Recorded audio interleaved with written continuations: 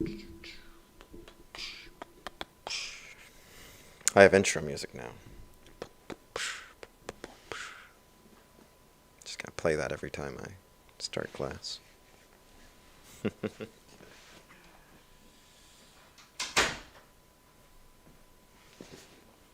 Okay, the soundproofing is complete.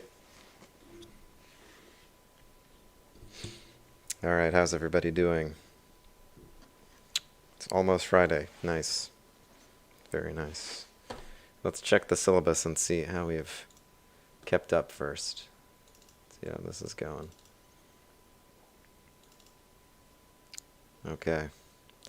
Hey, I forgot to remind you that your last day to file to graduate, if you're anticipating to graduate this semester, was 9/20. So hopefully you did that. If you didn't, go ask them very nicely if you still can. So we're finishing off code documentation, and we're going to be getting to project handoffs, which kind of go hand in hand. I also want to loop back to talking to everyone. I wanted to move that up a bit, so I probably will. Maybe even the next topic will cover talking to everybody. Okay. Before I begin, let me float some suggestions. Suggest for me a application for us to write real quick that we can document. So something simple, anything you want. Not a homework assignment, obviously. Someone commented that spooky season feels good. Yeah, happy Spooktober, everybody. Doot doot. There's a real lack of spooky memes in the Discord, which is really sad. I hope we can get it spookier in there. Any suggestions for a program we can write, something like tic-tac-toe or whatever?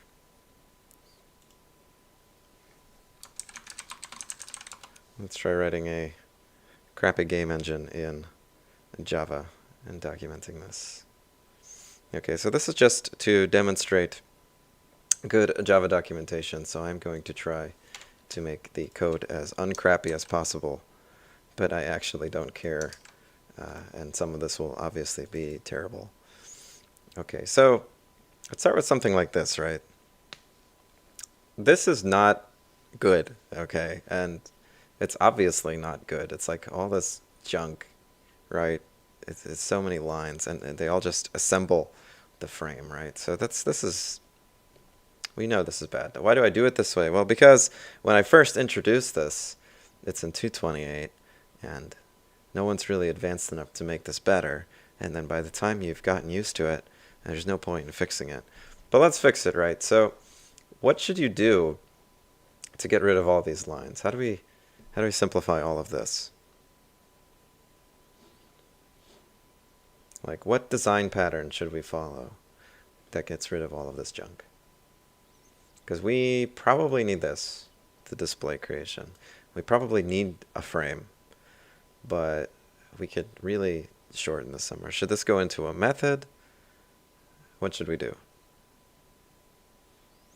Okay, so this is one of those ones where if you've taken design patterns, you might be tempted to say, well, let's use a singleton or a factory or something. So let's make a frame factory. I don't know why I'm not full screen too. Let me make my font bigger. Okay. Let's make a frame factory. Frame factory. That's kind of dumb, again, because it's really not that much code, like, for me to create a factory just for it. Okay, so what is this supposed to do? And I'm writing this before I've even started writing the code, because I know what I want it to do, and then I'm going to make it fit that purpose. So this creates frames that contain display panels and sets up all the necessary, I probably spelled that wrong, instantiation code. All right. And then we can leave a warning of some sort. We can say, do not create frames manually. Use this. Okay, we can make this a singleton, or we can create static methods of some kind. Somebody said, hello, Dr. Guerreri. Hello, Frank. Good of you to join us. I now have one additional YouTube subscriber. That means I'm only 4,960 odd away from being monetized.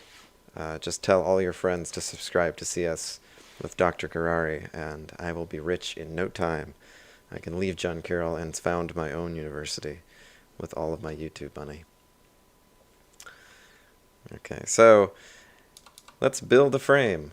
So typically our method for the factory is going to be something like build frame, get frame, whatever. So let's call it build frame, and this should return for you a fully built frame.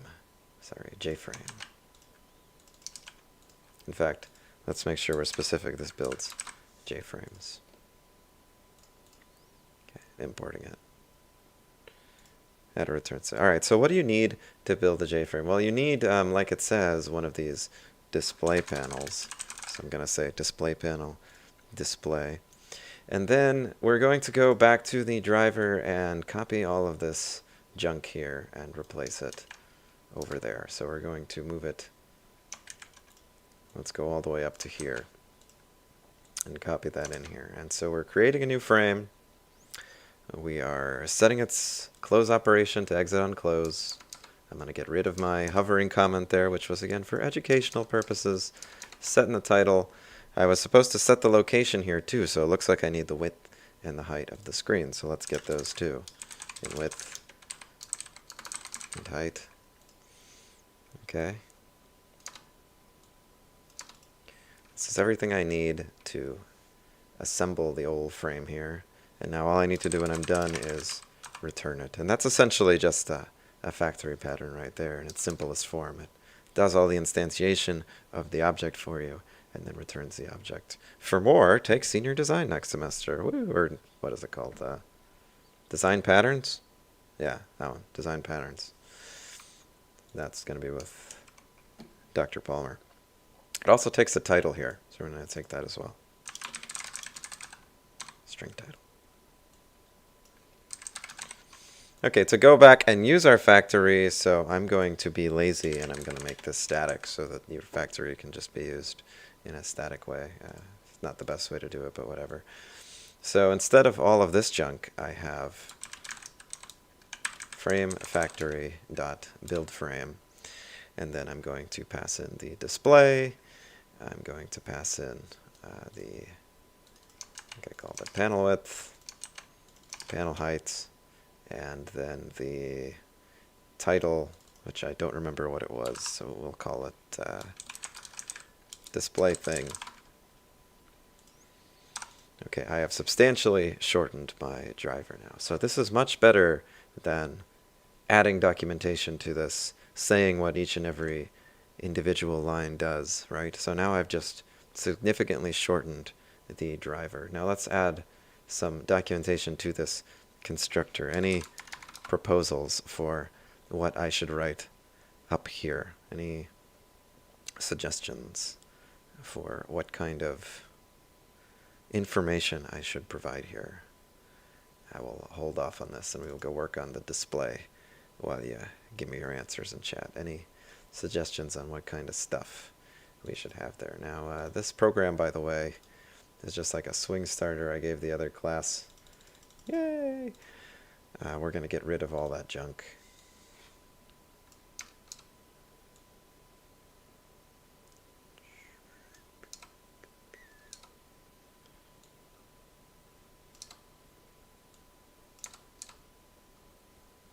And then we're going to go through and we're going to get rid of every to-do stub that I have no intention of using.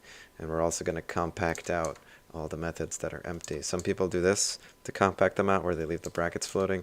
Some people turn them into one line, super compact. Both of these things really improve readability when you have a lot of unimplemented methods like this. Okay, if anyone has another idea for how they do it, by the way, share that in chat too. How do you get rid of your unimplemented methods or make them very small? I also sometimes like to delete all the spacing around them just to make them all one little clump. And then once I implement them, obviously I restore the spacing and everything like that.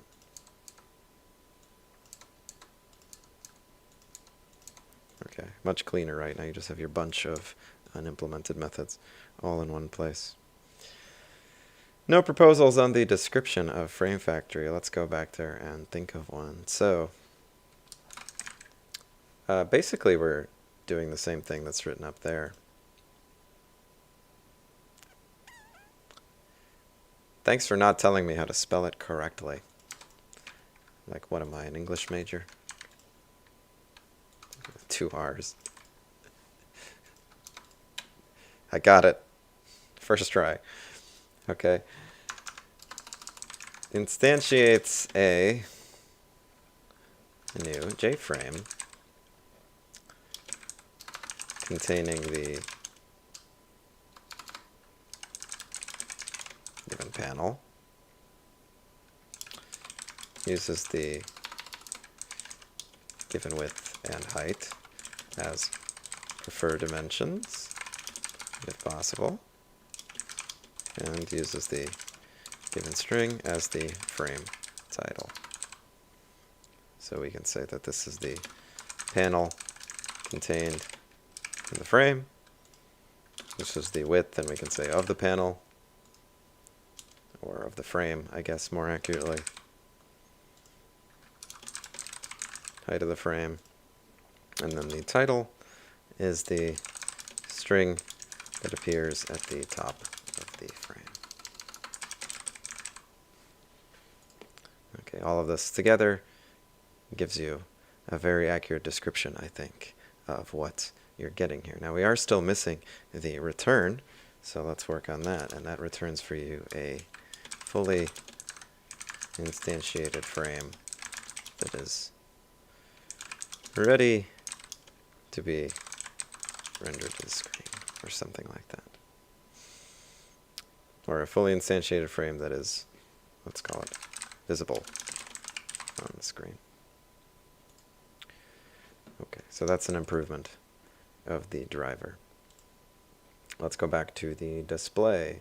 So I was going to make this a game engine, so a game engine would have something like a bunch of displayable objects. I don't know, let's go ahead and make one of those guys. Let's call it a actor. Okay, so an actor should be something that can be drawn to the screen, anything that can be drawn to the screen. So let's just make the description that. Anything that can be drawn to the screen. Or we can say an object that can be drawn to the screen. And perhaps we will update that more later as we have more details. Let's give it a constructor. Oops. So public void actor. In order for it to be drawn to the screen, what kind of information does it need? I don't know. We'll see. We can have a draw method. That's going to probably need a graphics 2DG. Okay, and it's going to have to draw itself, which means actor is going to have some kind of display. Let's just say that it has a rectangle.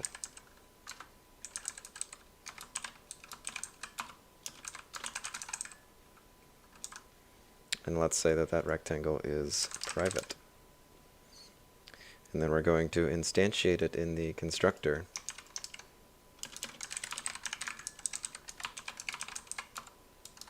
And this is where we need some arguments. So let's get some arguments. Let's take a width, height, x and y come first in the rectangle 2D, so let's take them first here, x, y. Okay, x, y, width, height. So at this point we know what the constructor, what this particular constructor does. So at this point we should probably document it. Someone proposed that we add a color, so let's do that as well. Public color equals, obviously, cyan. Every actor has to be cyan by default. Okay, so we'll say instantiates a new actor with the default color, cyan, at the given x, y, and by convention those are in parentheses, coordinates, the given width and height.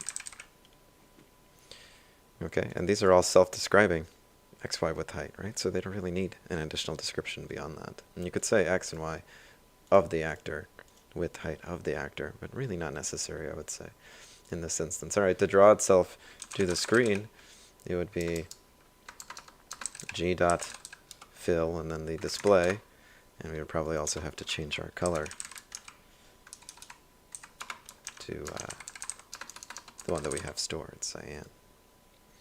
Okay, so this draws the actor to the screen. Let's make it a little bit more complicated. Let's say that it also draws a black outline for them. So it's going to set the color to black and then draw a black outline of the display. Draws the actor to the screen with a black outline and the stored color as its fill. Don't be afraid to go to multiple lines with your comments. They should always fit on one page in the IDE. Remember that multi-line comments don't end up as multi-line here. If you want to add a line break, you have to do that HTML BR. And I should probably explain what graphics 2D is. The graphics object used by the main display panel. I'll call that the main display panel. All right, I think that that's enough stuff for now. Let's look at how you actually generate the JavaDoc, and then we'll get into the in-class assignment for today. So you go up to project here. Okay, so IDE, at the top you got project, and you got generate and JavaDoc. Someone said, do we need to add descriptions to rect and color at the top? So these are private, but let's add some descriptions to them, sure. The color this actor will be filled in, and then the underlying rectangle used to display this actor. So those are both descriptions there, and those come up when you hover over those variables internally, but keep in mind these are both private. So let's see what the impact of that is. So when you go to project, and when you go to JavaDoc, it's going to ask you to pick which project you want. The project that you currently have open or selected in the Explorer tree will be the one that's chosen by default. So it's chosen Game Engine for me here. And it will ask you if you want to make JavaDocs for members that are public, protected, package, or private. And there's a description below. So public, only public classes. Protected gives you protected and public classes. Package gives you everything except private classes, so anything inside this package. And then private gives you everything. So you get documentation for everything. So do you need documentation for your private methods and variables? In general, no, right? Because the person who is using your code can't access them. That's why they are private. That was the point of making them private in the first place. And you'll notice that about all of the libraries you've used, they probably have a bunch of other stuff under the hood that they use to implement what they do. That stuff doesn't get documented. And so I know that most of you probably never use private variables because you don't really see the need. This is one of the needs, right? So one of the reasons that we make variables private by default and then open them up as needed is because private variables, private methods don't show up in the documentation. So although I do love making everything public by default because it simplifies everything, you should actually do the opposite of that. You should make everything private. So let's think about Frame Factory's build frame here. So that obviously has to be public because it has to be accessed from outside, right? Let's look at, let's say, paint component. That has to be protected because it overrides the existing paint component. Can I make it private? No, doesn't like that. Wants you to use the same visibility that it inherits, right? But protecteds are also one of those options that we can pick. How about all of these? These are all public. Do we need to know these? Can we just make these private? Oh, too bad. So that's unfortunate. Now there is like an @ thing that you can do to have it be ignored in the JavaDoc. I would probably recommend that, but not bad to have all these either. And the constructors obviously all need to be public too. So we just have a couple of those fields in actor that are private. We're going to generate I would say the default doc, which is either a public or maybe a protected. So public will exclude paint component. Do people who are working on using your engine need to know how it renders things under the hood? Probably not. So I haven't documented anything here really, except for, well, nothing in this class at all. So let's see what it gives me. All right, it's going to ask you a bunch of other junk here. You can skip certain tags. Yeah, don't worry about it. For the most part, you can just hit next here. It's going to ask you for some other options. Again, you can choose which version of Java you're compatible with. Again, you can just mostly hit finish here. And some stuff will happen. You'll see some console output. And then it will generate this folder for you called doc.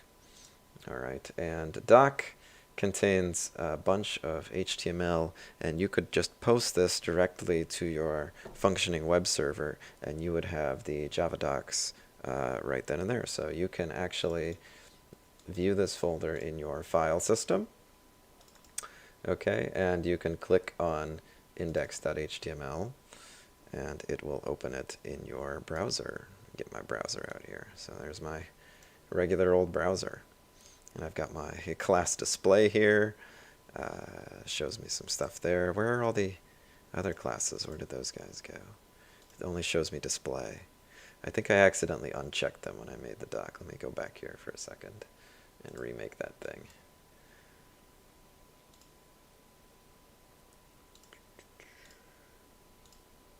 Yeah, I must have accidentally unchecked them on the side here. That's my bad. I'm going to go back.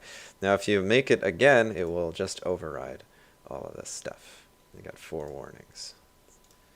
All right, I'll try again. Okay, there we go. Now they got them all back. All right, and so now you see how they generate that Java documentation that you see on the internet. They just do it automatically here. That's why it's so hard to put examples in there, because it's hard to format them properly. You would need to use like HTML tags for code blocks and stuff. You'll notice I have the class description there. Really useful, right? If you don't have it, like, what does display do? I don't know. A bunch of implementeds, a bunch of extents, and really no documentation at all. And then just all the methods that it inherits. And then, again, no documentation at all. So that's not helpful. But look at Frame Factory. Notice I had to make this short to fit in one line. It will go over into other lines, but you want to make your descriptions for the classes real short for the most part. I click in there, and look, I got creates JFrames that contain display panels, sets up all the necessary instantiation code, right? If I click into it, I also see the rest of it. The do not create frames manually use this. So go back to how I did it. See, I had a break for the next line, so it just read my first line for me. And this is some more text. And let's regenerate it.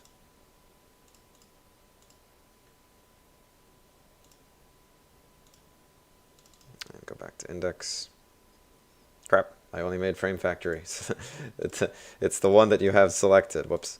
So you got to go in a game engine, make sure they're all checked, or select the actual package in your Explorer.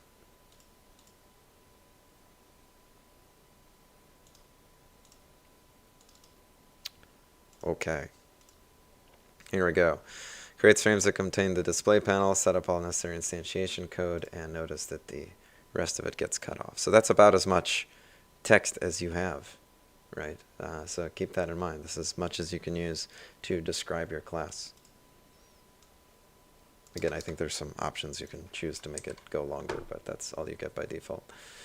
And let's check out actor. Check out actor. We get the constructor. There's a constructor summary, real helpful. instantiates a new color with the default color cyan at the given xy coordinates with the given width and height. Is there any way that we can make cyan appear as cyan? Anyone have any ideas? Is there any way we can make cyan appear as cyan?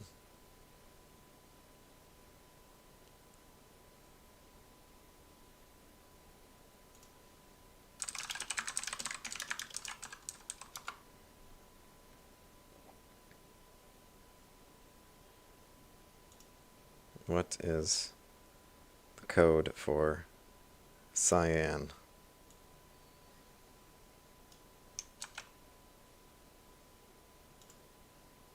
Yeah, I know it's CSS, guys. What is it? Come on, you're the web people. I never do web. I'm just copying this from Google and hoping that it works. How do we make cyan appear as cyan?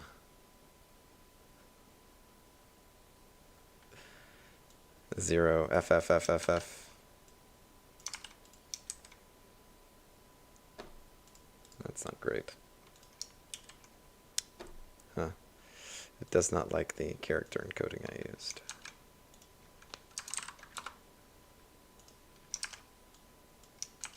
Let's try that again. Nope. Alright, so that's probably not the answer. Maybe get rid of this guy. I don't know. What's the HTML code for cyan? Not just the hex code, but the rest of it.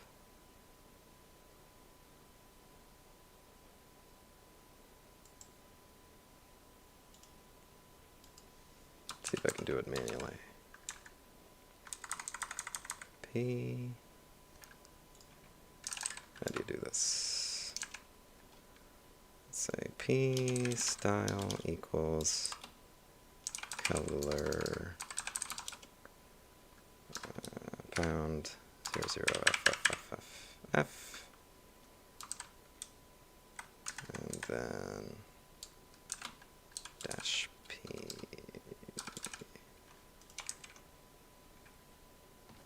What are the odds that that works? Probably pretty low, right? I don't think that that was the correct code there, so let's give it a shot.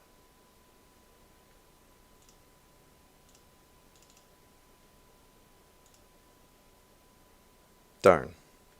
Just cuts me off there. Doesn't like that. Okay, well, it's one of those. It's something like that. So once you figure it out, let me know. Post it in the comments. Anyway, you can add HTML to format your lovely JavaDocs to however you desire.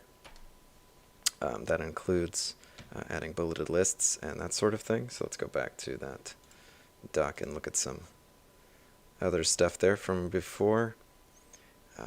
Again, I've got my method summary here, and you can click these different tabs. You can see all of my possible constructors, all of the methods, descriptions, all of that good stuff. So this documentation is very helpful indeed, and that is basically your homework to generate this. And then you're going to upload the doc folder as well as the SRC, the source folder that you're used to. And remember for the homework not to actually include an implementation of your library when you upload it. So leave the implementation to your peer reviewer. And the InClass assignment is similar. You are going to pull up an assignment or any kind of program that you completed in Java. It has to be at least a year old. If you really can't find one that's at least a year old, then go ahead and use something more recent. But it has to be at least a year old, and it has to be at least 50 lines.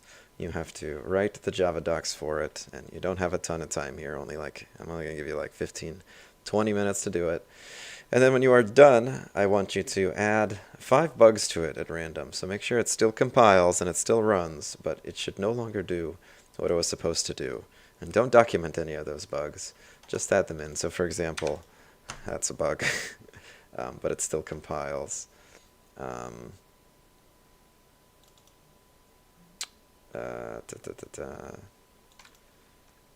That's a bug, I guess, although that's kind of a low effort bug, but it still compiles.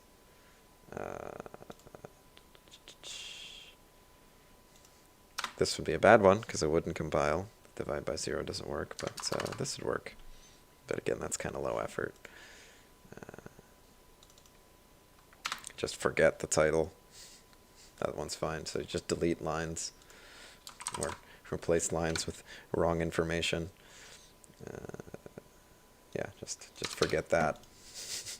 You know, it still compiles, but it's, I think, let's see, does it still run with all of those issues? Yep, just doesn't do anything. Cool, perfect. So do something like that, and then turn that in, and your peer reviewer will look over primarily your documentation in order to figure out how to make it work again. Okay, and as you are trying to make it work again, and you are looking at their JavaDoc and other documentation, give them feedback on where it is that they could have done better in terms of explaining what things are supposed to do. And again, make sure that your documentation, at least in the method headers and stuff, is not particularly code-oriented. It's more descriptive about what it does, inputs and outputs. You do not put implementation details in these docs, generally speaking. All right, cool. Good luck on the in-class assignment. Feel free to talk to each other in Discord as you do it, and I will also be there to harass you as always. Yeah, feel free to share your screen and show off your terrible code from 1 year or more ago. See you in Discord. But first, let's try the random code from the internet for Cyan-ness.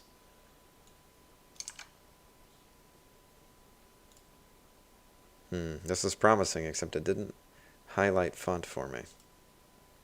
I'm also guessing there's a quote missing there. Oh, doesn't like it.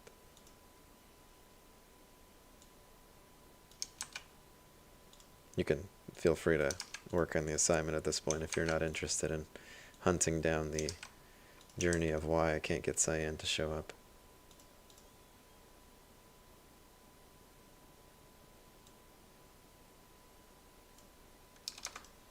So you can use the font tag, but then it doesn't like it beyond that. Interesting.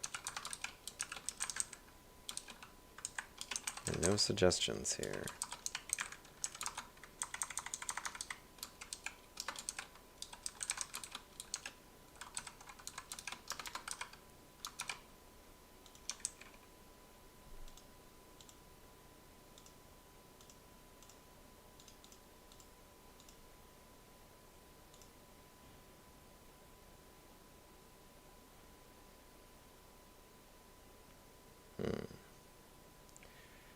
Tag not supported. Darn.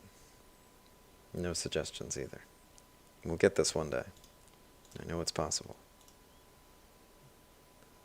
Alright. See you in Discord.